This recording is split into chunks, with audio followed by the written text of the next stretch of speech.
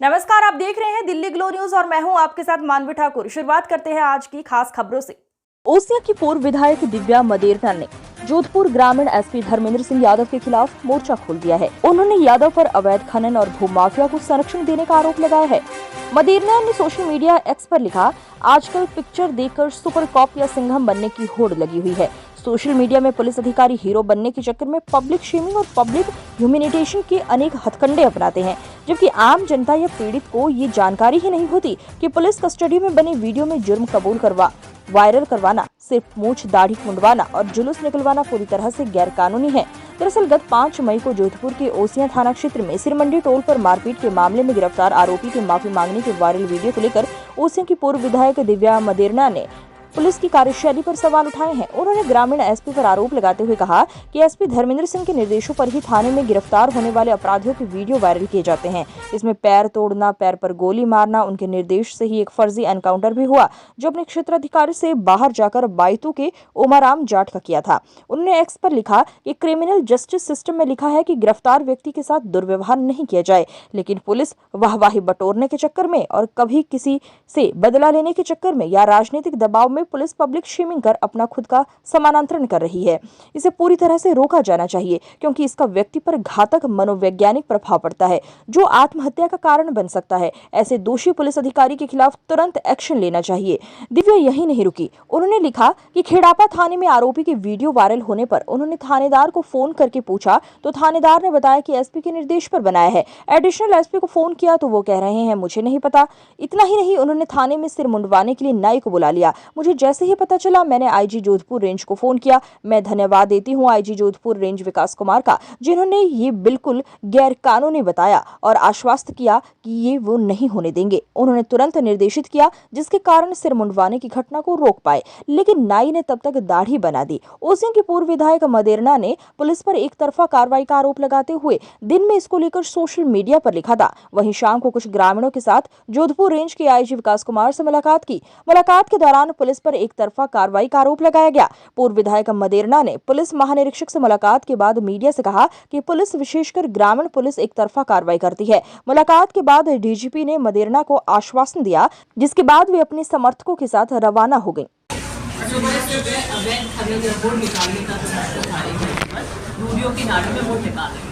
Vote का एक बहुत संवेदनशील मैटर है गांव में। किसी गांव में वोट भी होती तो पड़ोस के गांव में वोट भी नहीं देता। वहाँ के ग्रामीणों ने ऑब्जेक्शन किया कि हम हमारी नाड़ी से आपको वोट नहीं देता। तो वहाँ पे 2 फुट भिड़ गए। 2 फुट भिड़ गए तो वहाँ पर थानेदार मौके पे पहुंचा। जब मुझे इसकी जानकारी मिली तो मैंने थानेदार को फोन किया, मैं दिल्ली में कि क्या मामला हुआ है कि साहब ऐसे 2 फुट भिड़ गए। तो मैंने कहा ऐसा करना, समकक्ष दृष्टि रखना और दोनों को पाबंद कर दो। लॉ एंड ऑर्डर की स्थिति हो गई तो आप दोनों को पाबंद कर दिए कि बिल्कुल हम दोनों को पाबंद कर दिया। 1 घंटे बाद मुझे बताया गया कि किसी थर्ड पर्सन को पाबंद कर दिया और जेसीबी वहाँ पर चल रहा है। मैं थानेदार को फ़ोन किया कि जेसीबी वहाँ पर चल रही है और आपने एक ही पक्ष को क्यों पाबंद किया है? कि नहीं, मैंने 2 कांस्टेबल्स वहाँ छोड़ दिए हैं और जेसीबी नहीं चलने देगी। मैंने कहा जेसीबी सीज कर लीजिए आप। थोड़ी देर में पता लगा कि पूरे दिन जेसीबी चलती है। पुलिस कांस्टेबल्स वहाँ क्या कर रहे थे इसका मुझे कोई आइडिया नहीं है और पूरे दिन खनन होता रहा। ये एसएचओ की नॉलेज में था। मैं बहुत कम केसेस के अंदर फ़ोन करती हूँ और एसएचओ लेवल पर बहुत कम करती हूँ। कोई मैंने शायद मुझे लगता है पहला केस होगा जिसमें मैंने 4 महीने में फ़ोन किया होगा। उसके कुछ देर बाद ग्रामीणों में रोष आया। वो सरपंच से बात करने की कोशिश कर रहे थे। सरपंच कहीं पुलिस के साथ में जा रहा था, प्रशासन का जोर दिखा था। तो यंग बच्चे थे, उनको गुस्सा आ गया, उन्होंने डंडा लेके खड़ी हुई गाड़ी के कांच तोड़। हमने उन बच्चों को पेश करवा दिया। निश्चित रूप से आपने गलत किया है, ये तो इस तरीके की प्रकरण नहीं करने चाहिए।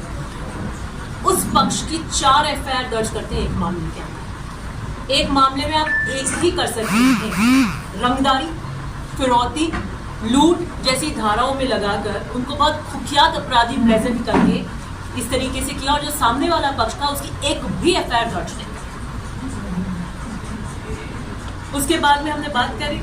मैं दिल्ली से यहाँ पे लैंड कर रही थी।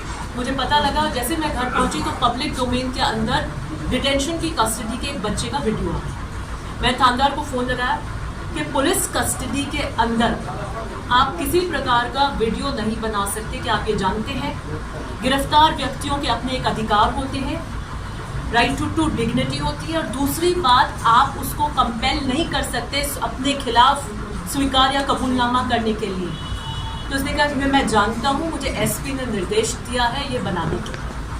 मैंने उसके बाद पूछा कौन आया है, एडिशनल एसपी आया है। मैंने एडिशनल एसपी से बात करी। एडिशनल एसपी से मैंने पूछा आपको क्या नॉलेज है कि पुलिस डिटेंशन के अंदर वीडियो बन गया है और वीडियो बनाया गया है यातनाओं देने के बाद में। वीडियो का कैमरा किसने पकड़ा? जब पुलिस कस्टडी के अंदर है तो पुलिस के अलावा तो उसको कोई बना नहीं सकता कि मुझे पता नहीं, मैं पता करता हूँ। उसके बाद मुझे जो वहाँ पर लोग थे ग्रामीण, वहाँ से पता लगा कि वहाँ नाई बुला लिया गया है सिर मुंडवाने के। एसपी से संपर्क साधने की कोशिश करी, एसपी ने बात नहीं करी। मैंने आईजी से संपर्क साधा, उन्हें बताया और मैं धन्यवाद ज्ञापित करती हूँ आईजी की तीव्र कार्रवाई के कारण हम उस सिर मुंडन को रुकवा पाए। उन्होंने तुरंत बात करी और सिर मुंडन को रुकवाया, लेकिन तब तक दाढ़ी और मूंछ बनवा दी गई थी। मैं इस बात को पूरी तरीके से अब जोधपुर जिले में मुहिम की तरह चलाऊंगी कि कुख्यात अपराधी कोई आप पे अटैक करता है और पुलिस बचाव में उसके ऊपर कोई अटैक करती है, वो एक अलग बात है।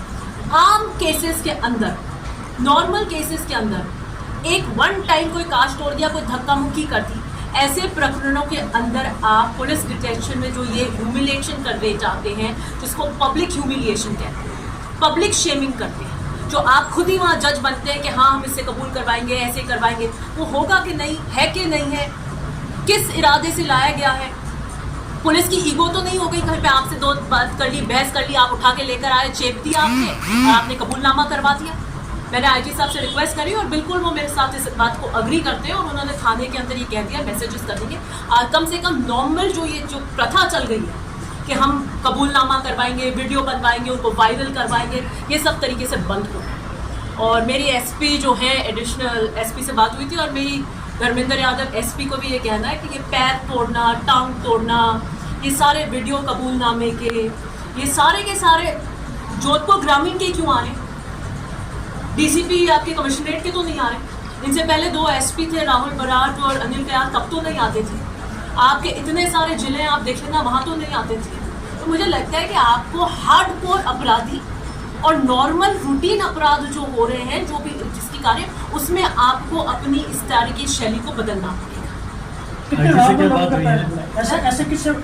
आरटीआई लगा रही हूँ मैं, सबसे ज्यादा इन्हीं के कार्य। आईजी से क्या आश्वासन मिला है?